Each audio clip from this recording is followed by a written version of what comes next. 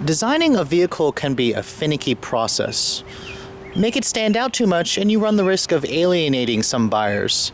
On the other hand, if you make it too vanilla, you run the risk of making your vehicle blend into the crowd. Chrysler essentially started something right when they introduced the PT Cruiser all the way back in 2001. What you're looking at is a 2008 Chevrolet HHR. This is Chevy's answer to Chrysler's popular and hot PT Cruiser at the time. Now, the HHR actually stands for something. It stands for Heritage High Roof. Now, a lot of the older generation tend to look at a vehicle like this and think of something like a hot rod from the 1960s. Now, unfortunately for the Generation Y buyers, as in my generation, we kind of look at this car and just think ugly. Now, this particular HHR that I'm showing you guys is an SS model. This is the specialty performance model. And I gotta tell you, it surprised me. This thing seriously falls into the category of sleeper. It's definitely weird looking. It stands out from the crowd. This SS package gives you that longer extension at the front end, those 18-inch chrome wheels, a special motor underneath, which we'll get into, as well as some different fascia and body kits here and there.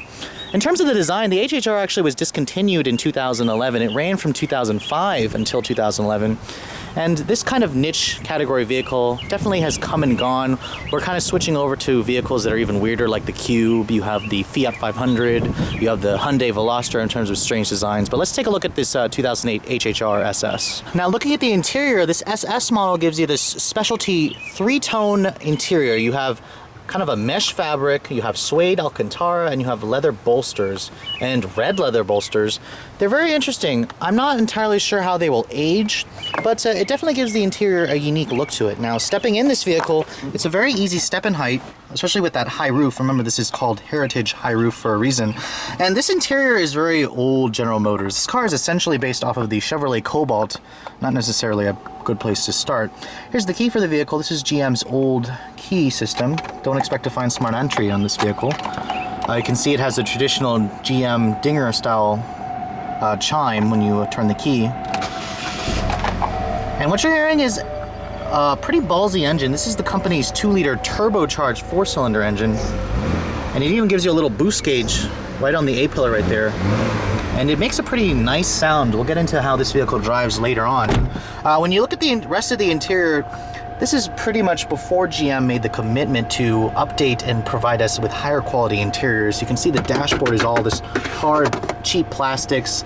It doesn't really fit all that together well. It's got pretty, crude, large gaps. I don't particularly like circular vents, but this car embraces it. You have this handy little storage bin here with some rather cheap plastic covering it. The door panels are also hard plastic with this rather large chrome-plated door handle. It is slightly padded right here. Actually, I lied. It's not really that padded. I believe it's leather stitched, but they didn't put any padding material here. You got an automatic down driver's window, but it's not auto up. The window switches feel particularly flimsy and on the cheap side. The steering wheel, you get this SS badge here. You have a nice bolstering extension. It's nicely leather wrapped. This particular one has just single zone climate control, just their standard radio system. It's nothing anything special.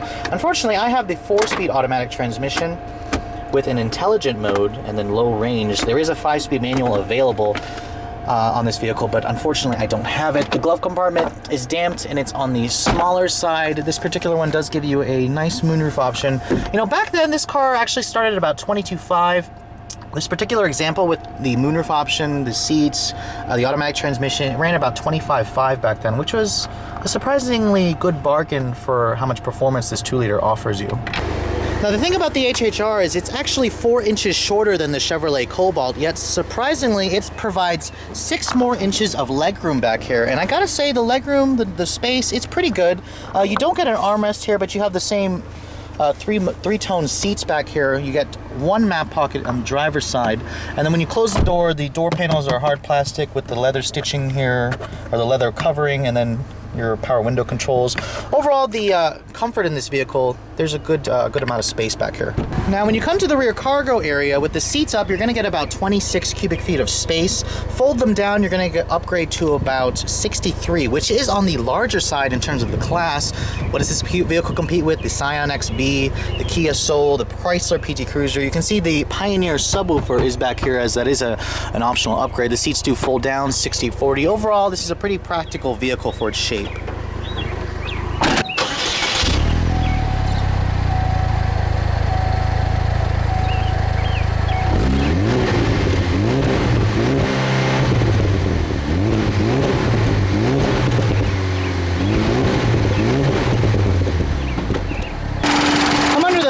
A rather impressive engine for such an odd-looking vehicle. This is Chevrolet's 2-liter direct injection 4-cylinder engine from the Cobalt SS. This engine makes 260 horsepower and 260 pound-feet of torque with the 5-speed manual. I've got the 4-speed auto, so it kind of downgrades it to 250 and 222 pound-feet. It all drives through the front wheels, still a pretty impressive powertrain. Let's take a look at how it all works. Fuel economy is 19 in the city and 28 on the highway with my automatic transmission. Surprisingly, it does run on regular gas.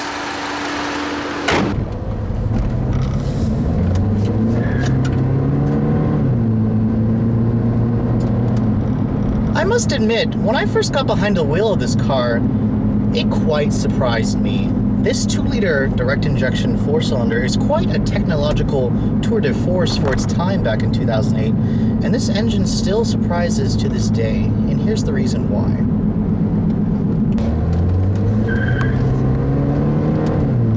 Now, being that this is a front-wheel drive car, expect a little bit of torque steer, and this car gives you some of that, especially when you put your foot down. The front tires can actually lose traction after the transmission has shifted it out of first and into like second or third gear. It's quite comical when you first put your foot down and aren't really expecting it.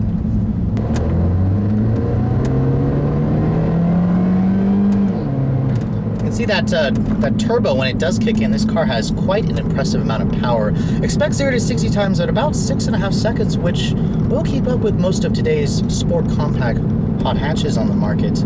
The 4-speed automatic is not my transmission of choice. You guys know me, I'd rather go with the 5-speed manual, but the engine seems well matched to the power band, and the ease of the automatic transmission in an area with a lot of traffic is quite nice. I would prefer to have something with a manual shift mode or maybe some paddle shifters, but I guess this is back in 2008. You can't really expect that kind of nice stuff back then. The ride quality on this thing is still surprisingly soft, even though the SS version is supposed to be tuned for performance. When you go around curves, the steering doesn't really provide much in terms of feedback, but the car feels planted and secure. Just don't expect it to be a hot hatch. Think of it more as kind of a weird, odd-looking wagon that is rather ballsy engine, so you can do some burnouts. Like I said, this car is one of the ultimate sleeper vehicles on the market.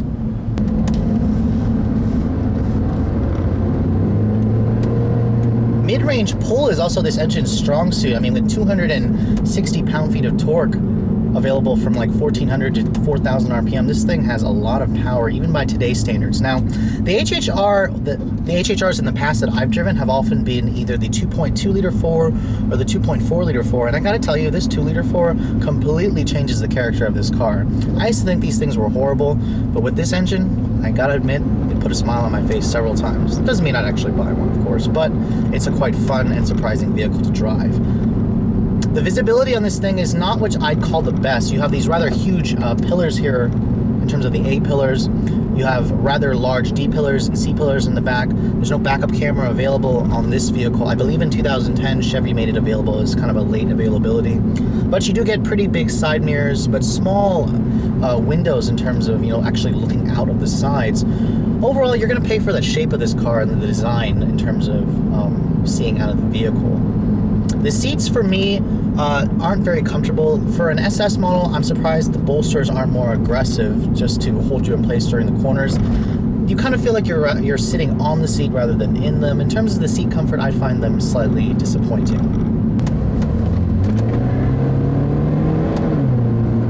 Now, when you get onto the throttle, the exhaust is a specially tuned one, and I'm not terribly impressed with the sound that it makes. It's kind of a rather unrefined vacuum cleaner sounding exhaust, and it doesn't sound very mean. I believe the Cobalt SS that I've also driven has a much more meaner sounding exhaust. Chevy's kind of tuned this car to be more toward the comfort end instead of the hot hatch sport compact end. So that brings me to the conclusion of this video. Should you guys look for something like this in the used car market? Personally, it depends on what you're looking for. I think this car is rather lackluster for my taste in the baser trims. But if you guys find an SS model, this actually ran from 08 to 2010 with either the 5-speed manual or the 4-speed auto. They're a rather impressive sleeper car, and they kind of give you that practicality, the room, the space efficiency, the power, and somewhat disappointing fuel economy, but I mean, let's face it, back in 2008, this car was surprisingly competitive. So if you're in the market for something unique like this that can surprise a lot of people at stoplights, make sure you check one out. Thanks so much for watching, guys. I'll catch you all later.